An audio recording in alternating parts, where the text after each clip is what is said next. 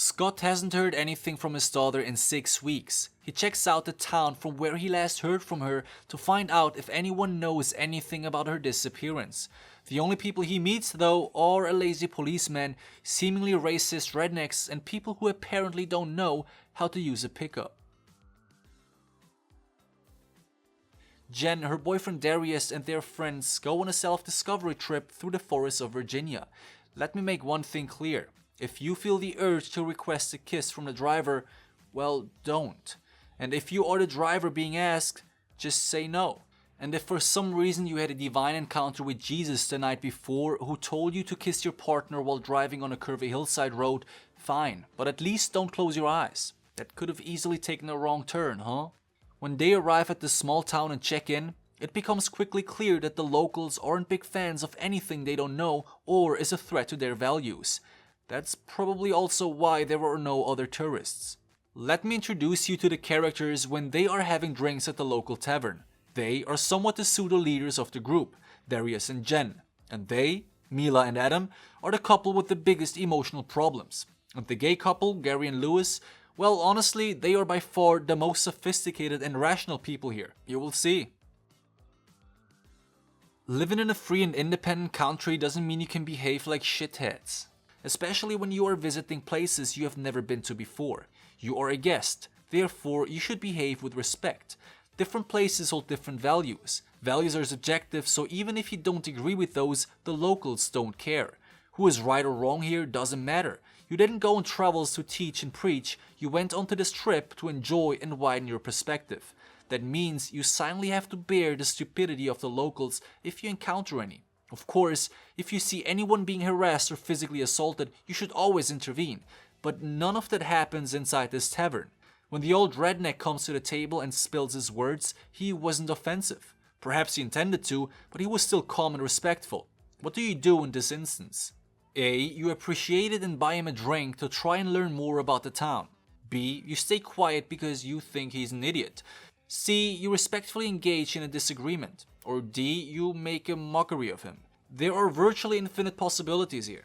If you are visiting a foreign place where you know racism might still be prevalent and you are visiting with your gay and black friends, why would you even try to prove a point here? That's just reckless. Even if you might be right, it doesn't matter, because safety first. The next day, our 6 friends go for a camping trip. The hotel staff told Jen to always stay on the hiking trail. Nature is unforgiving in these lands, she said. Alright man, thanks for the tip. Bruno Mars, or Darius if you wish, wants to go on an adventure. I'm all for it, but the thing is, if you really want to go off track, you should take responsibility and know when to give up and return. There is no place for a big ego in wilderness. Mark your position on your GPS device and leave a trail behind that is easy to follow when you get lost. Additionally, I'd recommend you use some of these physical night trail markers, because electronic devices are just not reliable enough, especially when you go off so close to sunset like our characters.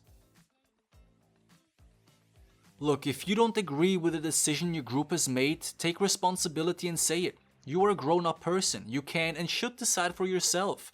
Mila doesn't seem to get that.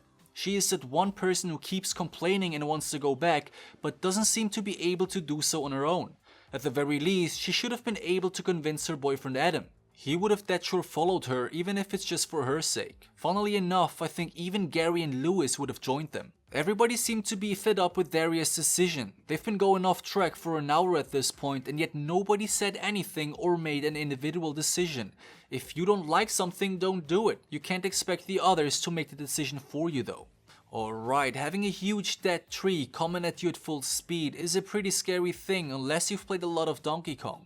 The only chance to survive this is to run. Not only run, but run sideways or at least diagonally so you have a chance to get out of the predicted path of the tree. Another safe bet would have been to look for other massive trees and take cover behind them. Our characters only run down in a straight line, which, I'm sorry to break it to you, won't work, even if you're Usain Bolt. It's just like an avalanche. You don't try to escape one. That's impossible. What you're trying to do is to get out of its way completely. Gary gets killed while everyone else survives. You went off track and one of your friends dies in an accident. That's the worst possible outcome. What do? Losing your cool is definitely likely to happen. This is something nobody wants to experience, yet if it does happen, there are a few things you would want to pay attention to. Figuring out what to do apart from getting help is difficult, especially when you can't call for immediate help because of course you didn't sufficiently prepare for your trip. Your mobile phones are probably out of service, your GPS device only maybe has integrated emergency function, and you probably didn't bring along a satellite phone either. If all of that is the case, then you won't be getting around to go for help physically. Now, what you don't want to do is lose control. At least one must stay rational and be objective. It helps if one takes responsibility and goes verbally through each option you have. To recall the exact thing that happened and say it out loud to define what the circumstances are is very helpful. It offers orientation and structure. If nobody takes on this role, the situation will quickly degrade in an emotional chaos, which is absolutely worse and more frightening than the present scenario. It quickly escalates and the moral of the group takes a big hit. Another thing that is worth to mention is that Jen has spotted a person somewhere in the distance. Nobody of our group finds it particularly of interest, which I find weird, especially since a tree was coming at them so randomly, completely out of nowhere just a minute ago. That's definitely a huge red flag that you hopefully won't miss if you ever end up in a position like that. Our characters decide to camp outside for the night. One is dead, they have no idea where they are, and now it's dark too. I have normally a lot of compassion, but to end up in a situation like this, you really must have made many stupid decisions back to back. Or was it just bad luck? Let me know in the comments what you think. In the morning, Mila is missing. Seems like she went to pee. How far do you need to walk away just to take a piss? I wonder why not just behind a tree somewhere next to the tent. It's not like there aren't any trees available, but perhaps she has a special kind of preference, like maples or oaks maybe? But I mean, if you went through anything remotely similar to what these people went through just last night, you would never go out that far just to have a quiet morning square, do you? If you want to go for a cool morning stroll, I guess that's fine, but how about you tell someone else first? Anything else neglects the group. When the remaining characters go to look for her, Adam steps into another trap, gets chained on his ankle and pulled into an underground cave. He's completely gone. At this point, the red flags are so many, you better take note of them and proceed extra careful. The three continue their search and stumble over a random forest hut. They find countless phones, backpacks and other accessories laying in there. Pretty much another big red flag. If you know what's up, you better take notice of them tools in there. Chainsaws, machetes, garden tools, etc. Pretty handy stuff to defend yourself with when shit hits the fan. If you spotted random people wearing skulls and camouflage, carrying your lost friend on a thick piece of wood, looking like they are about to have a nice vintage barbecue, what would you do? I hope you would react like Darius. This dude doesn't play around. He grabs a sharp tool, jumps over the fence, and starts threatening the two mofos. They don't talk English, nor do they have the decency to remove their headgear. I personally wouldn't react differently than Darius. And if those two freaks didn't mean no harm, they could have responded differently. There are universal languages to surrender and signal that you aren't planning anything evil. Slick move, but one hit is enough. Jesus Christ, what's wrong with this guy? First, he pisses off the locals inside the tavern for no reason, and now he's literally murdering someone. Fair enough, it looked like they were about to murder him too, but yo, one hit would have been enough to cancel the threat. During all that chaos, the second guy disappears and surprise surprise, Mila makes a comeback. How about that? She's without a doubt the most annoying character inside this movie. One character got crushed by a random tree, another one was pulled into a cave on a chain and then kidnapped by two freaks wearing skull hats and flower dresses, and now another character gets almost killed by another trap. It doesn't take a genius to figure out that you are in a very dangerous area. The facts are available, yet none of them bother to take the lead and come up with a plan. I guess that is a danger when there are no obvious hierarchies present. Each one of them has a different opinion, and everything anyone utters is made personal. No one is working towards a common goal. It's quite literally madness.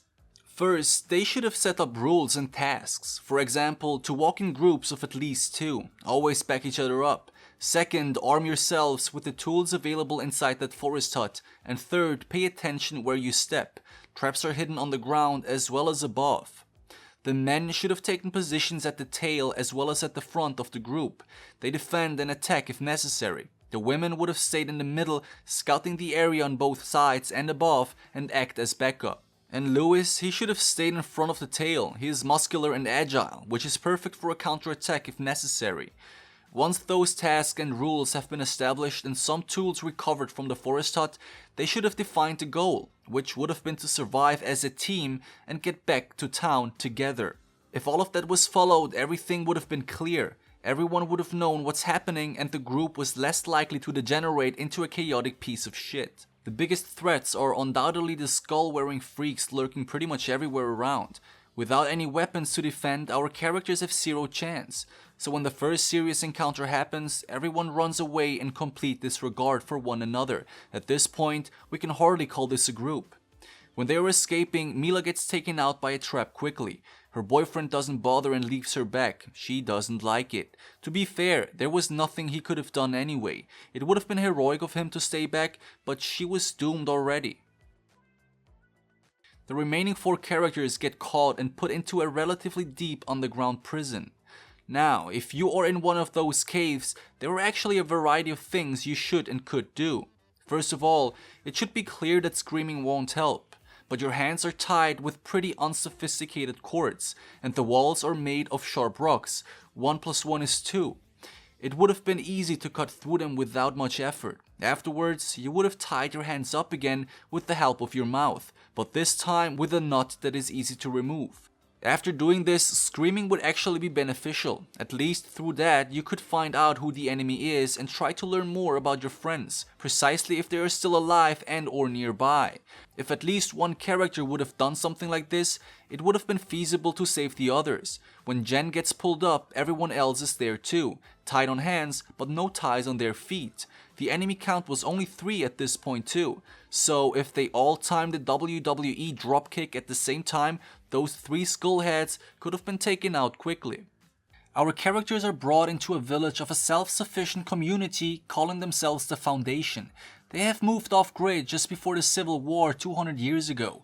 Ever since then, they have stayed up there, developed a whole society of incest kids, and like to dress up like Far Cry Primal characters. But fear not, they are as civil as can be. They have a court, laws, and other institutions that ensure the safety and dignity of each individual. Our characters are put on trial because Dimwit Adam has killed that dude in one of the scenes before. Nobody's allowed to talk but Jen. She gets a straightforward warning that if she lies, everyone will be punished. What would you do here? Your friend was an idiot, no question. That you are put on trial is undoubtedly his fault.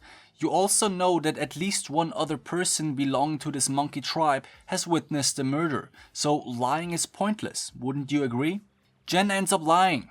Adam gets killed, and our 3 remaining characters are about to face the worst punishment I have seen on screen in recent times. But before we get to that, let me make clear that even in front of this trial, they had a chance to survive. The incest clan has a courtroom. That means they are legit about laws. They could be just pretending, of course, but that is less likely to be the case, because otherwise why establish a court when none of the laws are to be followed anyway? So when Jen was asked if Adam has killed the other guy, she should have explained thoroughly everything that they have experienced ever since Gary's death. Because the only thing she said upon being questioned was no, he didn't kill him. Which I think is foolish and a complete waste of the given potential. Even if you think Adam has done it out of self-defense and therefore it isn't real murder, the judge doesn't know the details, so why cut your answer so short when you were given a fair platform to explain thoroughly what your friends and you have gone through? I would have explained that when my friend Gary was killed by a rolling tree, someone of your tribe was around this incident. Why? Furthermore, the reason why Adam has killed the other dude, even though I secretly know that it was completely unnecessary, was because he was aggressively caught and tied to a stick and then transported somewhere he didn't know. Explaining all of this, there would have been a good chance for Adam's life to be spared. And since this would have been no lie whatsoever, all of our remaining 3 characters would have been automatically saved too. Let's assume that this tribe didn't give a shit about your explanation. What then? Well, then it would have been too late anyway. But not using the opportunity that was given to you to the fullest is borderline insane in this particular situation. Adam is dead. It might be cruel, but one idiot less that could make the situation worse. Although you might argue that there is nothing left to make worse here. Our last three characters face the eloquent punishment of see no evil, hear no evil, and speak no evil. What this means is you get your eyes burned out, your ears burned out, yes, that's a thing, and your throat burned out too.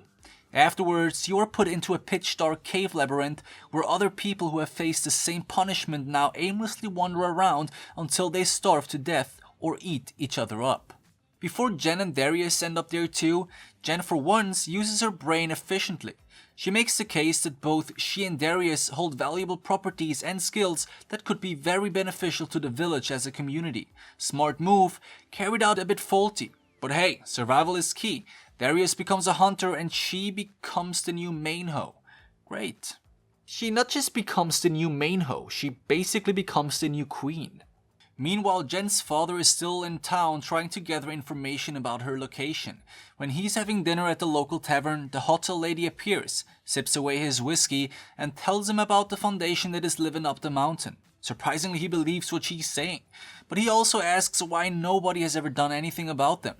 To which he replies, because it's made to look like they are gone, basically meaning that they are really good at hiding. There are two ways on how to save your daughter, Scott.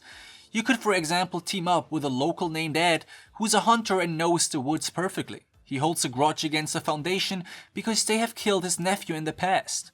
He will be your guide at all times, pass you the gear you need, and gives you the right firearms to successfully free your daughter and her boyfriend. That's the comrade you really want for this journey. I really like Ed. I was really excited to see some cool stealth information gathering mission, but when I saw how he triggers the hidden traps, I lost faith very quickly. If you find traps on your way, you either ignore them and circle around them, which I would recommend, or you trigger it. If you decide to do the latter, you should do it in a way that it looks like an animal did it. Cutting through isn't the way to go. Every 12-year-old who has been on a weekend camping trip would figure out by looking at the cut that somebody has come through here. Since your plan is not to be detected, you probably don't want to leave any signs that you passed through here. What do you do in this situation? A. You know you have zero chance and return to town with photos of the traps and dead bodies to convince military action. Or B, you arm yourself and march forward, thinking you can save your daughter and a whole community of forest dwellers with just one revolver. Or C, fuck it, you return home and don't look back. Sorry, Jen. Scott had all the cards in his hands that he could possibly ask for. Fresh dead bodies, traps all around, a functional smartphone with integrated camera, and even firearms lying around. He had everything to trigger any government intervention one could possibly think of. Even if you're a slow thinker in this situation, you just know that you have zero chance if you continue solo. I mean, this man is about 80 years old and barely made it up there in the first place. I know he wants to save his daughter, but his chances are virtually zero. Besides, I don't even know how he's planning to find the Foundation. Here's what I would do. I would contact DJI and ask for a sponsor to rescue my daughter from the hands of savage forest dwellers that live somewhere in the middle of the woods of Virginia.